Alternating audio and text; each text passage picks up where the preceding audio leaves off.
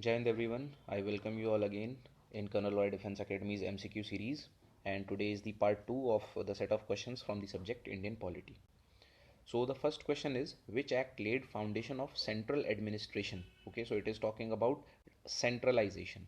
So we all know that in the Regulating Act of 1773, the governor of Bengal was appointed as Governor General of Bengal, and the presidencies of Mumbai or Bombay and Madras were made subordinate to the Bengal. Okay, so it was the correct option. It is the correct option, Regulating Act of 1773. Now let us talk about other acts also. Pitt's India Act 1784. So basically, Pitt's India Act was, you can say, the editing in the Regulating Act of 1773. So whatever the flaws were there according to the Britishers, they edited it. Charter Act of 1833. So it is also called as Saint Helena Act. Always remember this thing. The question might be asked. Saint Helena Act, Helena, Saint Helena Act. And Charter Act of 1813 is basically then an act of Parliament of the United Kingdom. So it renewed the charter and it ended the monopoly of the company, the East India Company. Okay, it ended the monopoly except for tea and opium trade.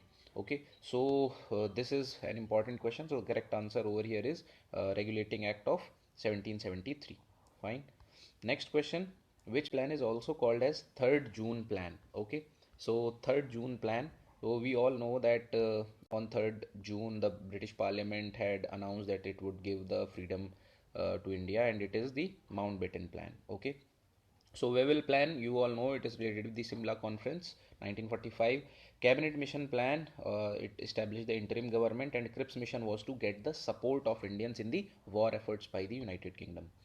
Next is who called preamble as identity card of the constitution. So it was one of the most famous lawyers which we ever had is Nani Palkhiwala. So he called the preamble as identity card of the constitution. So let us discuss something about the preamble. So preamble is basically based on the objective resolution which was moved by Jawaharlal Nehru, and the text of the preamble is very important. Please remember that it is basically, you can say, the basic philosophy and aspirations of the constitution makers are reflected in the preamble. Okay, so next is who called the drafting committee as drifting committee. Okay, so the correct option is Naziruddin Ahmad. He called drafting committee as drifting committee. Basically it was a criticism, and then the head of the constitution's drafting committee, B.R. Ambedkar, he uh, he gave some answers to him, and he said that the Constitution Assembly is working well. Next question is, the office of governor was borrowed from. Okay, so it is basically asking the source of the office of governor. So it was the Government of India Act of 1935. Okay, let me tell you something more about Government of India Act of 1935. So the federal scheme has also been taken from Government of India Act of 1935. The office of governor, obviously we have done. Then judiciary, public service commissions, emergency provisions, and administrative details, they all these points have been taken from Government of India Act of 1935. Now the next question is, 10th schedule of Indian Constitution was added by which amendment act? So first thing is that what is 10th schedule? So it basically talks about disqualifications on ground of defection. So for example, if an MP who got elected as an MP with party A and then joins party B, so he would be disqualified. So such things were made in order to prevent horse trading. Okay, so it was basically done by 52nd Amendment Act. Now see, that's how the exam is going to confuse you. Now you know 52nd Amendment Act, but it is two options are given, 1988 or 1985. So remember, 1985 is the correct option. Okay, and now your homework is, or you can answer it in the comment section, what was 61st Constitutional Amendment Act? Okay, it is related with what, which thing. Next is who said Indian Constitution as, sorry, it is a misprint, it should be as lawyer's paradise. So it was Sir Ivor Jennings who called the Indian Constitution as lawyer's paradise. Okay, it was dominated by legal people, we all know it. So it was Ivor Jennings. Next question is, which country, first country to provide right to vote to women? First country to provide right to vote to women. So it was New Zealand. Okay, New Zealand was the first country which provided right to vote to women. So remember this. It's not United States of America. It's New Zealand. The Union of Trinity.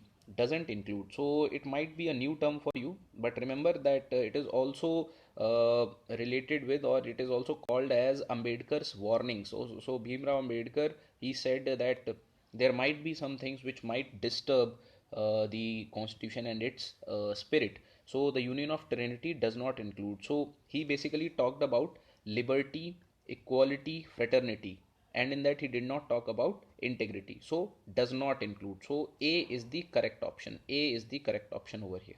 Fine. So Union of Trinity does not include integrity.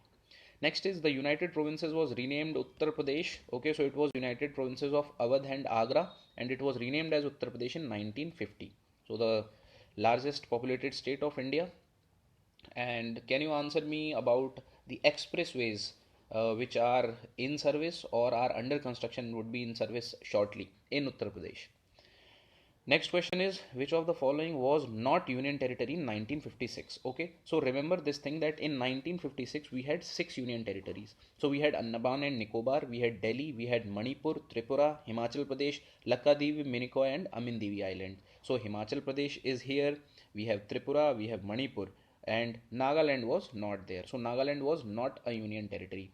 Remember, Himachal Pradesh was a union territory, later on it got the statehood.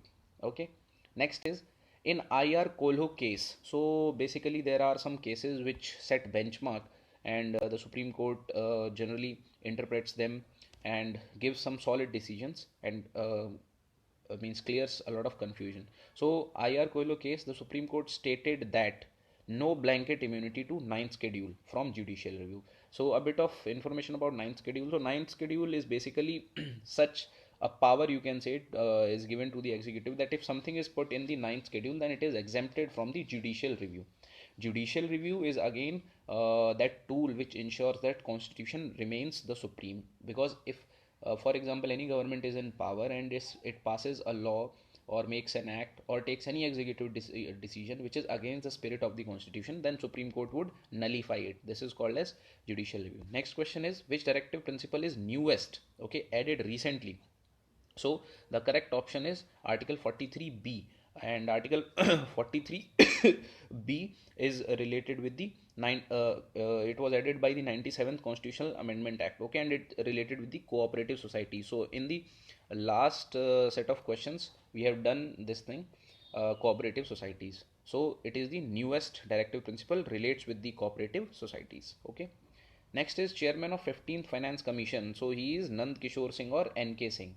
Okay, so we all know that Finance Commission gives advice to the president on various matters, and it is made by the president at every on every 5 years, means at the interval of 5 years or earlier if he feels it necessary. And the article which is related with the Finance Commission is Article 280. Next is governor's constitutional discretion does not include. Okay, remember this thing again, not include. So discretion is basically the powers which are not given, but on the situation, if such situation is made, then it can be exercised. Okay, so let us discuss all these options. First is exercising his functions as administration of the adjoining UT. Okay, reservation of bill for consideration of the president. Okay, recommendation for the imposition of president rule. Okay, and appointment of CM when no party has got clear majority. Okay, so these three are the functions, or you can say the situational discretion of the governor. This is not. So the correct answer is A. Now let me just decipher this. Exercising his function as administration of adjoining UT. So it basically means, for example, you are the governor of Uttar Pradesh, and Uttar Pradesh has Delhi as adjoining UT. So you cannot exercise as the function as the administration of Delhi, because Lieutenant Governor of Delhi is already there until you are authorized to do so by the president. Okay. Rest all, yes, you can reserve a bill for consideration of the president, you can recommend the imposition of president rule, and you can appoint a CM of a party which has not got clear majority, when the situation is such that no party has got the clear majority. So this was the question. Next. Okay, there's no question left. Thank you so much, and keep practicing. All the very best to you all. Keep smiling. Jai.